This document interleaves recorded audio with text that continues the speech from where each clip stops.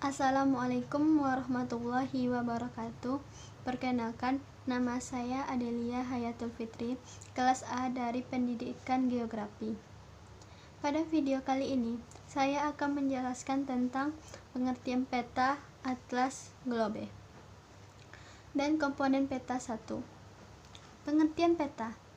Peta adalah gambaran sebagian atau seluruh wilayah di permukaan bumi dengan berbagai kenampakannya pada bidang datar yang diperkecil dengan menggunakan skala tertentu. Yang kedua, pengertian atlas. Atlas adalah kumpulan data yang dirancang untuk disimpan dalam bentuk jilid atau buku, atau dalam keadaan lepas-lepas tetapi dikumpulkan menjadi satu. Lebih mudahnya kita mengenal atlas. Atlas yaitu adalah peta yang dibukukan. Yang ketiga, pengertian dari globe. Globe adalah model tiruan bola bumi yang memberikan gambaran tentang bentuk bumi sehingga mendekati bentuk yang sebenarnya. Perbedaan atlas, peta, dan globe.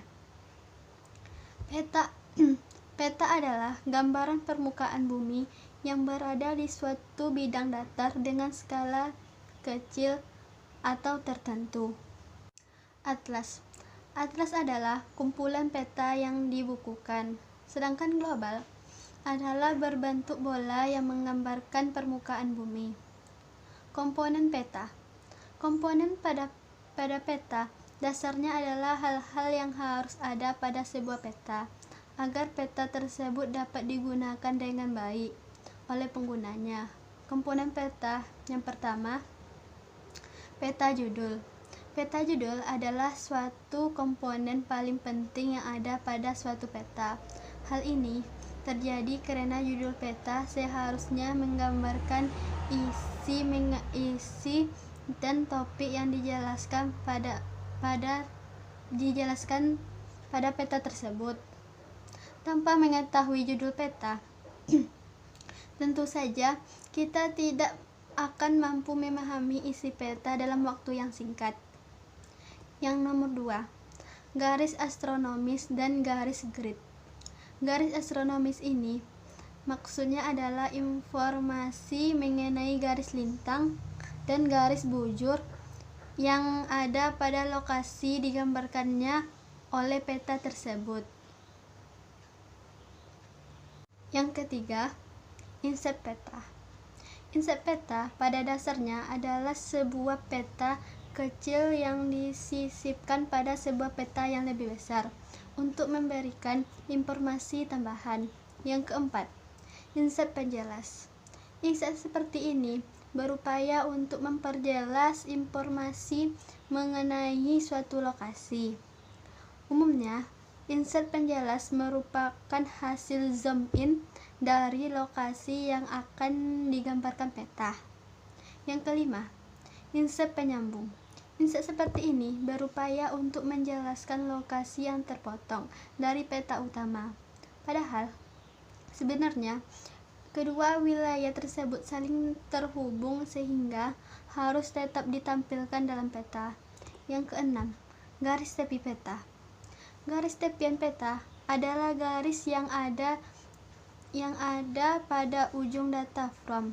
Garis ini berguna untuk memisahkan visualisasi peta dengan informasi lain yang ada pada peta seperti legenda, skala, dan judul.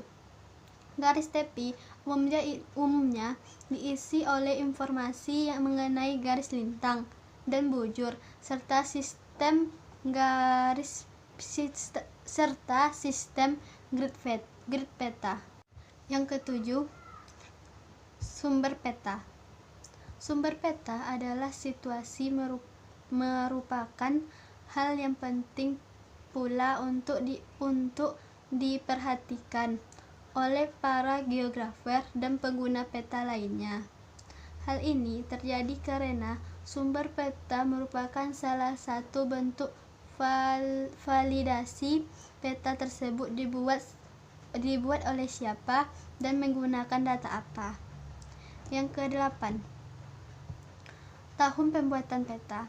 Selain sumber peta, tahun pembuatan peta juga sangat penting untuk menilai validitas suatu peta. Peta yang baru dibuat tentu saja lebih akurat dibandingkan peta yang sudah lama. Yang nomor 9, arah mata angin. Arah mata angin merupakan komponen peta yang sangat penting bagi sebuah peta agar pengguna dapat memahami informasi yang menggambarkan pada peta dengan baik. Informasi menunjukkan peta sebelah mana yang merupakan utara, mana selatan, dan mengarah kepada mata angin lainnya. Yang nomor 10 yaitu adalah simbol peta. Simbol peta adalah simbologi tertentu yang digunakan oleh kartografer untuk menggambarkan suatu peta.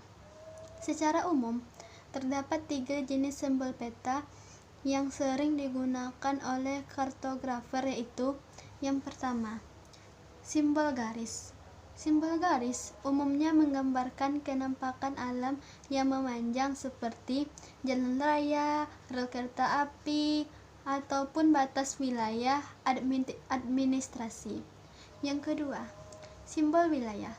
Simbol wilayah umumnya menggambarkan kenampakan yang memiliki keluasan tertentu, seperti hutan, kawasan permukiman, danau, dan gurun. Yang ketiga, simbol titik.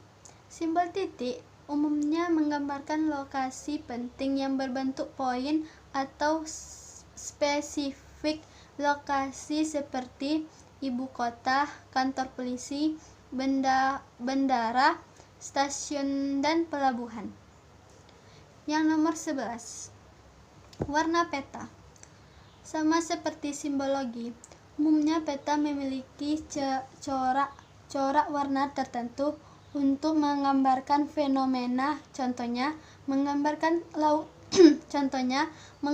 lautan dengan menggunakan warna biru. Nomor 12, legenda peta. Sebuah peta umumnya memiliki banyak sekali simbol dan pewarnaan khusus.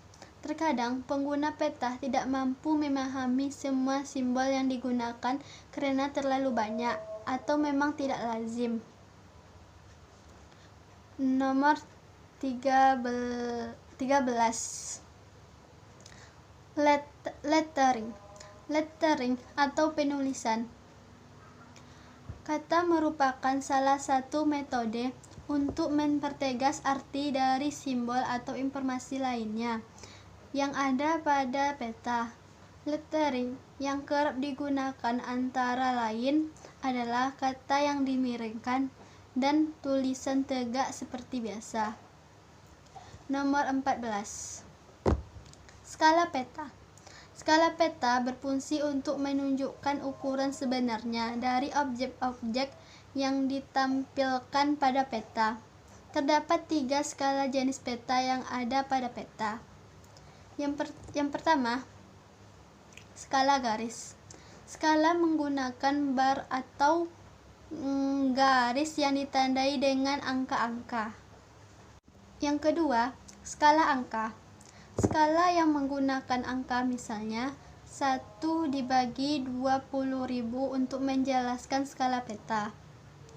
Nomor 3, skala kalimat. Skala kalimat yang menggunakan kalimat untuk menjelaskan skala sesuatu. Contohnya 1 cm berbanding dengan 10 cm. Baiklah, inilah yang dapat saya sampaikan pada video kali ini. Lebih dan kurang saya mohon maaf. Assalamualaikum warahmatullahi wabarakatuh.